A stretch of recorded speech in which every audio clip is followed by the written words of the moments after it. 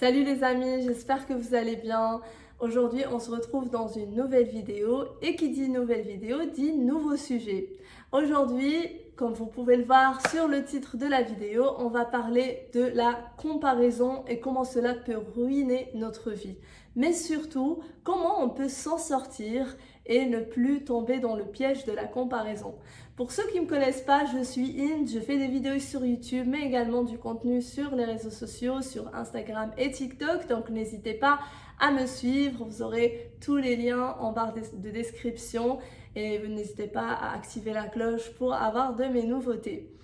Alors, aujourd'hui, on va discuter d'un sujet, je pense, qui touche tout le monde. Très clairement, aujourd'hui, avec les réseaux sociaux, on ne peut pas éviter de se comparer avec les autres. C'est un truc de fou. On vit plus notre vie et on vit la vie des autres. C'est un truc de fou.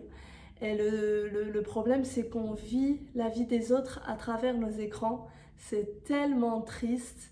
Combien de fois j'ai vu des mamans ou des gens qui marchaient dans la rue, il fait beau, il y a la nature autour, il y a plein de trucs qui se passent autour et ils sont concentrés sur le téléphone en train de regarder, de scroller des vidéos. Et je trouve ça triste parce qu'en fait, c'est comme si ces vidéos-là, elles volent notre âme, elles volent notre conscience, elles volent notre moment présent. Et en plus de ça, ça nous permet de se comparer avec d'autres gens qu'on ne connaît pas. On se compare presque avec le monde entier parce qu'on est exposé constamment aux vies d'autres gens qu'on ne connaît pas. C'est triste parce que du coup, aujourd'hui dans notre société, il y a plein de monde qui sont en dépression, qui sont angoissés, qui sont frustrés et qui ont besoin d'aide pour s'en sortir.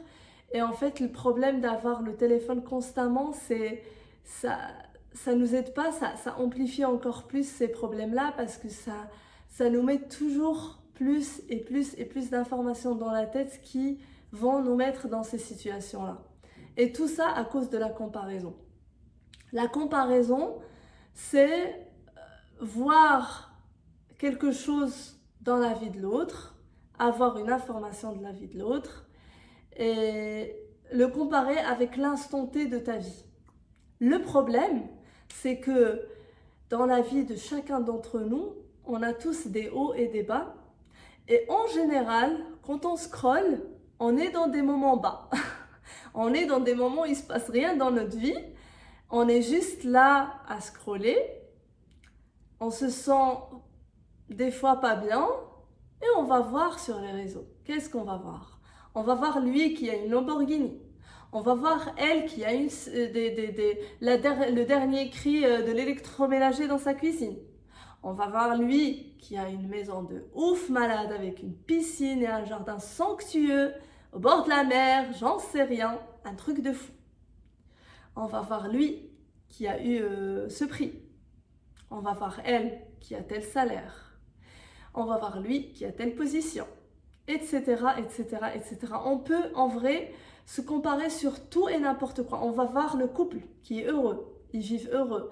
Le gars, il fait des attentions à elle, alors que moi, j'ai pas d'attention, j'ai pas de cadeaux, j'ai pas de fleurs.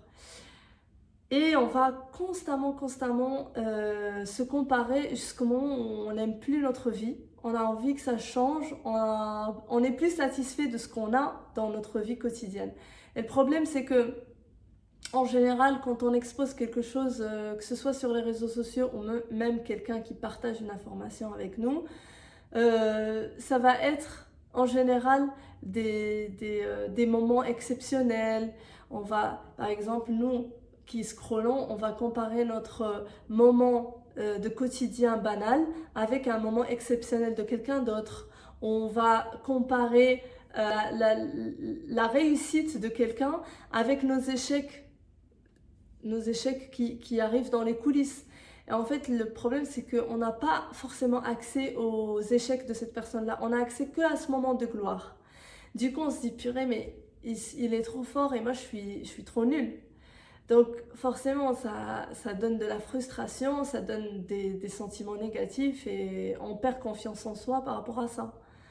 Et du coup, c'est super dangereux, je trouve, parce que ça nous aide pas forcément à améliorer notre situation, mais au contraire. Ça, ça nous donne encore plus de négativité et ça nous enlève notre joie de vivre. Et je pense que ça se fait tout doucement, sans qu'on se rende compte. Et plus on se remplit la tête avec la vie des autres, moins on vit la nôtre.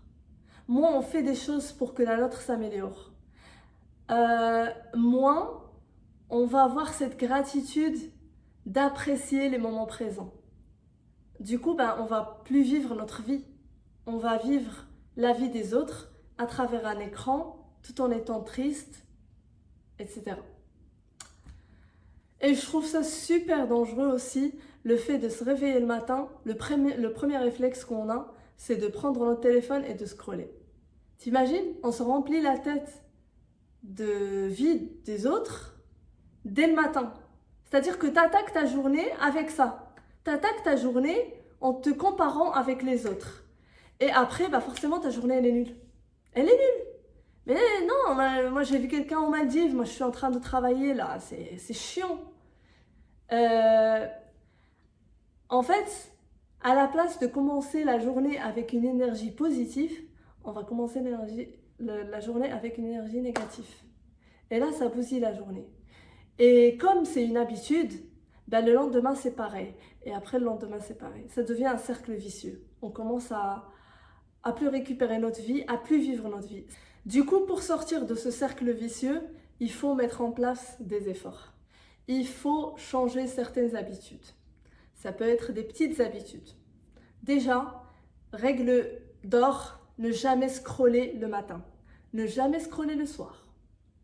Ces deux moments-là, c'est des moments à nous. Il faut profiter avec notre corps, notre âme, avec notre famille, avec notre entourage. S'il y a du soleil, profiter du soleil.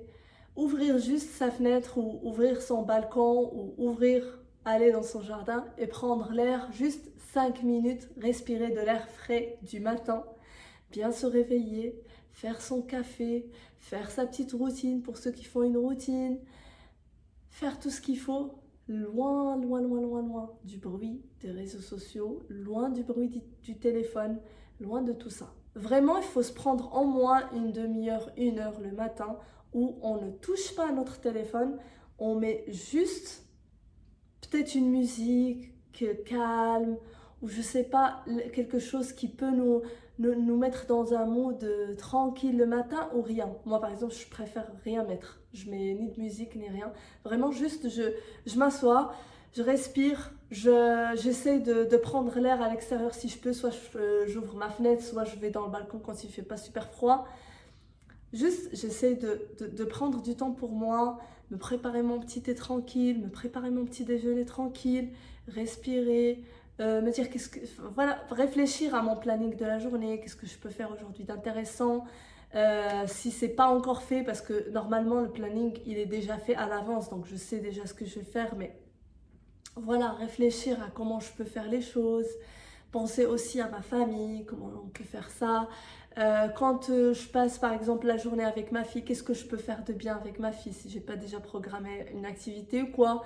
Donc juste réfléchir à mon moment présent, à ma vie, ne me comparer avec personne parce que tout le monde est différent, tout le monde a un background différent, tout le monde a des formations différentes, un métier différent, des moyens financiers différents, tout ça. Et ce qu'il faut aussi se dire, la gratitude aussi, il faut avoir ce moment de gratitude où on prend soin de notre corps et on est conscient qu'on a cette chance d'avoir un corps qui fonctionne bien, on respire bien, on n'est pas malade, notre famille n'est pas malade, on a de quoi manger, on a de quoi s'apaiser, on peut sortir, on peut profiter de la vie. Enfin, il y a des choses qui sont super basiques dans la vie, mais quand on y pense, ça nous remplit notre cœur de joie. Et vraiment, c'est le plus important parce que tout le monde court derrière la réussite, l'argent, mais en vrai, le vrai bonheur, c'est quoi? C'est qu'on puisse profiter aussi de notre vie. Et pour en profiter, il faut avoir de la santé. Et pour en profiter, il faut être entouré de ses proches et ses proches qui sont bien aussi. On n'a pas envie de voir un proche malade ou de perdre un proche, etc. Donc juste, quand on a cette bénédiction d'avoir la santé, d'avoir nos proches, d'avoir un minimum de moyens financiers pour vivre notre vie dignement, c'est déjà beaucoup. Et ça, s'il n'y a pas ce moment de gratitude où on y pense, on est conscient, loin des bruits des réseaux sociaux, loin des bruits du téléphone, loin des bruits je sais pas, de l'extérieur, juste être avec soi et être conscient de ça, eh bien, c'est une pratique quotidienne qui prend pas beaucoup de temps. Ça peut prendre 30 minutes à 1 heure maximum selon votre temps, mais loin du téléphone.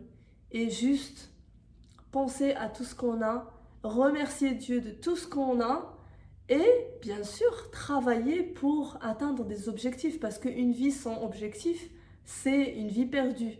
Donc je le dis toujours, les objectifs c'est super important d'être ambitieux, c'est super important de vouloir faire des choses, etc. Mais par contre, il ne faut pas oublier ce qu'on a actuellement, loin des comparaisons avec les autres. Donc ça, c'est une première technique pour moi, pour éviter la comparaison avec les autres. C'est le matin, quand on se réveille, on ne remplit pas notre cerveau avec les vies des autres en scrollant. Juste, on se pose avec nous-mêmes. Le soir, c'est pareil. La dernière demi-heure, la dernière heure, on arrête de scroller. On arrête de scroller. Pour ma part, j'arrête bien avant une demi-heure et 1 heure le soir. Le soir, si j'ai pas des choses à faire, c'est film et on choisit le film qui va nous plaire et on regarde un film. Ça permet de changer les idées, ça permet d'apprécier aussi la compagnie de son mari, de son ami, de sa famille en tout cas, pour partager ce moment le soir, loin de scroller sur les réseaux sociaux, pardon. Donc ça, c'est mon premier conseil. C'est vraiment le matin, le soir, pas de scroll, pas de vie de gens, juste notre vie. Qu'est-ce qu'on fait de notre vie?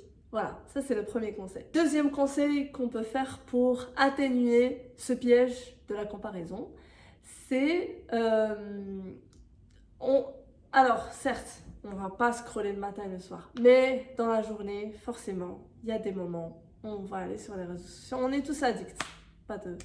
On va aller sur les réseaux, on va voir des vidéos, ça va nous donner envie et on va se dire, dans ma tête. Ce qu'il faut faire dans ce cas-là, c'est que quand tu vois quelqu'un et que tu envies sa situation, faut pas se poser la question pourquoi lui il a ça et pas moi, c'est chiant, ma vie elle est pas bien, etc. Non, faut pas, c'est pas le réflexe qu'il faut avoir pour faire ça. Le réflexe qu'il faut avoir, c'est de dire qu'est-ce que cette personne a mis en place pour avoir ça. Qu'est-ce que je peux moi mettre en place si j'ai envie d'atteindre ça?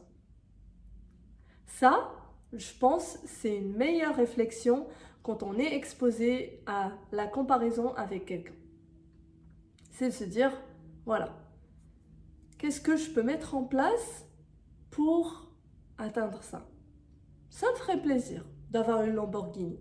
Ça me ferait plaisir d'avoir une villa. Ça me ferait plaisir d'aller aux Maldives. Mais qu'est-ce que je peux faire pour arriver à ce truc-là? Et là, en fait, ça va te permettre de réfléchir à améliorer, par exemple, tes habitudes pour être plus efficace, par exemple, au travail. J'en sais rien. En tout cas, moi, je parle en général. Mais en tout cas, mettre en place des choses qui vont vous permettre d'atteindre des ambitions sans envier les gens. Parce que tu ne sais pas ce que cette personne elle a mis en place dans sa vie, elle a sacrifié dans sa vie pour arriver à ça. Que toi, tu n'es pas prêt de sacrifier. Donnons l'exemple des enfants. Par exemple, les moments avec les enfants, il y en a plein, ils ne passent pas beaucoup de temps avec leurs enfants. Ils sont derrière le travail, derrière l'argent, etc. C'est un choix. C'est un choix. Après, effectivement, ils ont des niveaux de vie de fou, etc. Mais tu ne sais pas ce qui se passe en fait dans le lien avec leurs enfants, etc. parce qu'ils ne passent pas autant de temps. Toi, tu choisis de passer du temps avec tes enfants, de moins travailler. Donc, vous ne pouvez pas avoir les mêmes choses en faisant différemment la trajectoire. Et même en faisant la même chose, des fois les trajectoires, elles sont différentes. Parce qu'on est tous uniques, parce qu'on est dans des conditions différentes, parce qu'on n'a pas forcément toutes les métriques pour avoir exactement les mêmes vies, les mêmes résultats, etc. Et ça, c'est comme ça, c'est la vie. Ce qu'il faut se dire, c'est que tout le monde a des hauts et des bas. Aujourd'hui, lui, il partage ses moments de haut. Moi, je suis dans mes moments de bas. Mais c'est pas grave, c'est la vie. Et moi, demain, j'aurai un moment de haut aussi. Et c'est normal, c'est comme ça. Mais en tout cas, pour moi, la réflexion quand on voit quelque chose qui peut nous mener à se comparer et se dire « Ah, machin », c'est de le reformuler autrement, justement pour que ça nous serve dans notre vie positivement, pour que ça change notre situation en meilleur.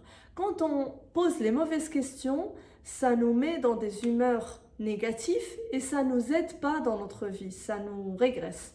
Donc il faut se poser les bonnes questions pour avancer dans sa vie et se servir limite de cette comparaison pour avancer dans sa vie. Et toujours, n'oubliez pas que chaque personne, elle a sa trajectoire, elle a son rythme, elle a ses moments de gloire et ses moments de tristesse, tout le monde. Et comme il y a des gens qui ont des meilleures situations financières que nous, ou des meilleures situations personnelles que nous, ou des meilleures situations professionnelles que nous, il y a toujours aussi des gens qui sont pires que nous. Il y a toujours. Il y a des gens qui ont des meilleures situations, il y a des gens qui ont des situations pires que nous. Et faut jamais envier les gens, faut toujours travailler sur soi pour atteindre des ambitions et des objectifs dans la vie. Jamais vivre la vie des gens à travers des écrans, toujours essayer de se reconcentrer sur soi, se reconcentrer sur sa propre vie, vivre le moment présent. Et voilà, ça c'est en tout cas des choses que j'ai mis en place pour moins me comparer avec les gens, pour mieux se sentir dans ma peau et moins avoir cet effet négatif des réseaux sociaux, même si ça n'empêche pas que des fois on en a quand même. C'est quelque chose qui se fait discrètement, sans bruit, ça se fait doucement sur notre personne. C'est pour ça qu'il faut toujours être conscient pour justement se rendre compte de ça et tout de suite mettre en place les bonnes pratiques pour tomber moins dans ce piège de comparaison. Remplissez votre temps de choses, d'actions, de tâches. Ne soyez pas tout le temps sur la vie des autres. Remplissez votre temps avec des choses que vous pouvez faire dans votre vie, qui vont vous faire avancer dans votre vie. Ça permet aussi de moins se comparer avec les autres.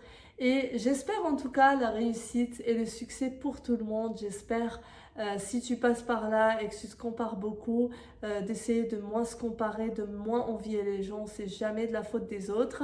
C'est toujours le destin de notre vie. Il est entre nos mains et c'est nous seuls qui sommes moteur de ce qui va se passer dans notre vie. Donc il faut mettre en place les bonnes actions, les bonnes habitudes pour qu'on se sente mieux dans notre vie, qu'on soit